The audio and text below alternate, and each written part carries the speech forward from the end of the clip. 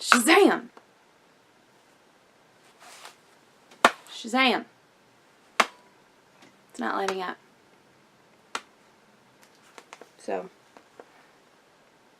we're just not going to put the batteries back in this.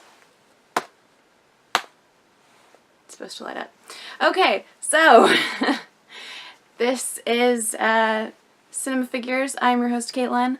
My sweater apparently does not have batteries in it, so it is not going to light up. But as you can see, this is my Shazam movie review. So, just got out of viewing Shazam, and I gotta tell you, as a DC Comics fan, I was so excited going into this.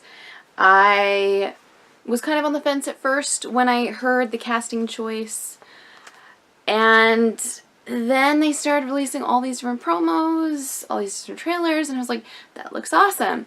So, did it live up to my hype? Did I think that Levi actually embodied Shazam for me?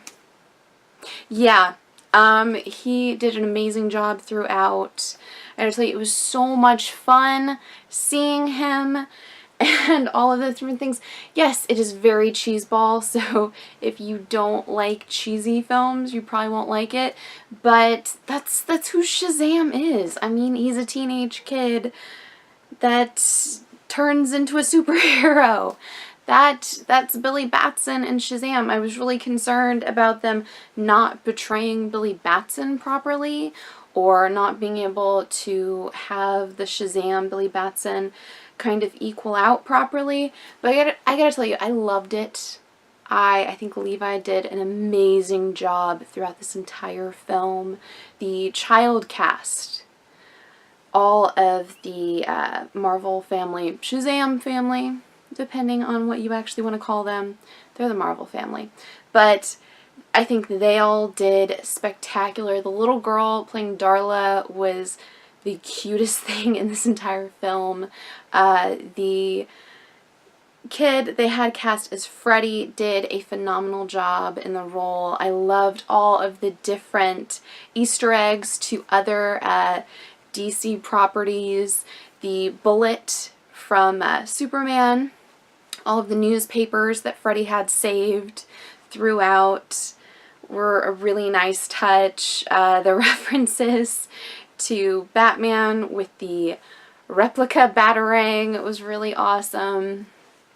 I know there's kind of been a split as to whether or not a DC film is considered good or bad. This was definitely the character for me. This was a lot of fun throughout. I loved the action sequences. I think the fact that Shazam and Freddy, Billy and Freddy, would actually team up together and create a YouTube page where they put all of his training videos, I thought that was really funny throughout. The fact that two teenage boys would get a hold of some cash and then want to go and buy beer and automatically regret that decision and just buy junk food, that was completely believable. I loved it. Even getting into the embodiment of the 7 deadly sins. Definitely really enjoyed that. This might be spoilers for anyone who hasn't seen the film yet, but the Shazam family was very well done. Mary Marvel, I wish there were more Mary Marvel moments, because out of the whole extended family with the Shazam family, I gotta tell you, Mary is definitely my favorite. But I do think they threw quite a bit of really good moments with Darla's embodiment of the Shazam family and Freddy. Those were both very well done moments. So as far as him and learning that his powers have consequences and he could possibly hurt people, you know, more than just blowing up a cell phone, like, you know, making a bus go off of a bridge and possibly kill 29 plus people and a dog. Yes, the dog's life was in jeopardy also. And the fact that he had to run away and he struggled with whether or not he was going to be a hero or not. I feel like this was the most realistic superhero movie that we've gotten in a while, honestly, because if somebody was just presented with all of these powers, you're not going to get right away, oh, I can fly, oh, I can lift crazy heavy things, oh, you know, lightning from my fingers. Which I gotta tell you, the moment where he's like, lightning from my fingers, lightning from my hands. Like, that was amazing. I mean, they're gonna struggle with it. They're going to struggle with it. They're going to try to work through it and try to figure it out. So that was very believable. The fact that he even ran from his villain was very believable. I actually really loved the creation of the villain throughout this, where it starts out and you're like, oh, okay, so this kid was just denied. And it's like, no, he's going to become a supervillain. That is his lifelong ambition, to become a supervillain and to prove both his father and his brother wrong, which, I'm sorry, dude, your family sucked, but you don't need to go and kill a bunch of people to prove that you're better than them. Just be better than them. Be a better person. Don't be a dick, because he was a dick. He tried to kill a bunch of people. And the bullies were really well done throughout this. I love the fact that they got suitcase wedgies towards the very end.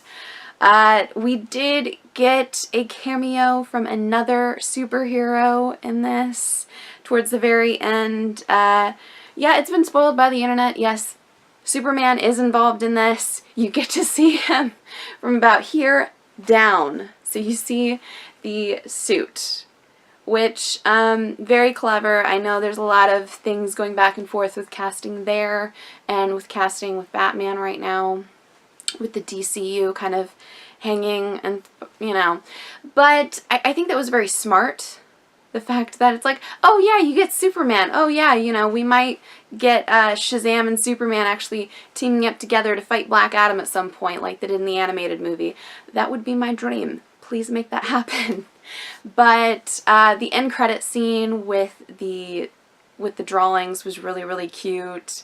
I loved the moment where Shazam pulls up in the stolen Batmobile with a prom sign for Wonder Woman. That was really, really cute. But there is a scene towards like the middle of the end credits that, spoiler for anyone who has not seen the movie yet, you might want to click away from this if you haven't already seen it. But there, I probably shouldn't spoil this for you. I won't. But there is a character that our villain gets to meet up with when he's locked away. And I think kids might actually get this reference better than some adults would, because this character was actually featured in Justice League Action here a while back. So if you haven't been watching that, they're like 11-minute long episodes and they're like available on Hulu, so you know, go ahead and watch those because that's where I watch them. But little supervillain that you know, a lot of people forget. So I really appreciated that little grain. I'm super excited to see where Shazam fits into DC moving forward. I would love to see his character interact with Superman. I'm really excited to see him interact with Black Adam when that happens. And with Wonder Woman, I mean, we could get a Justice League War moment where Shazam could try to hit on Wonder Woman, you know, but I really loved it. As a DC Comics fan, if you can see behind me, yes, you know, I'm a comic nerd, but I loved it. This was Shazam for me. DC, you did a good job. Definitely has my seal of approval. Please go see it if you haven't already. So much fun. Definitely something that you can take the whole family to and have just tons of fun throughout.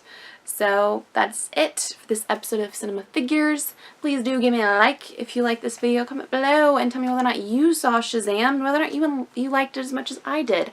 And if you didn't like it, then, you know, tell me why. Why didn't you like it? What was wrong with it? I mean, I'm open for debate in this. But I will tell you right now, this may change later on, You know, this is just an initial reaction coming straight from the theater to home, but I had more fun with this than I did with Wonder Woman, which was a big thing for me because I loved Wonder Woman. So please do subscribe to Cinema Figures if you haven't already, or check out Catryn Figures because, you know, that's my comic book channel. Or check out any of the older videos I have up for offer here on Cinema Figures. And until next time, I'm your host, Caitlin. Bye.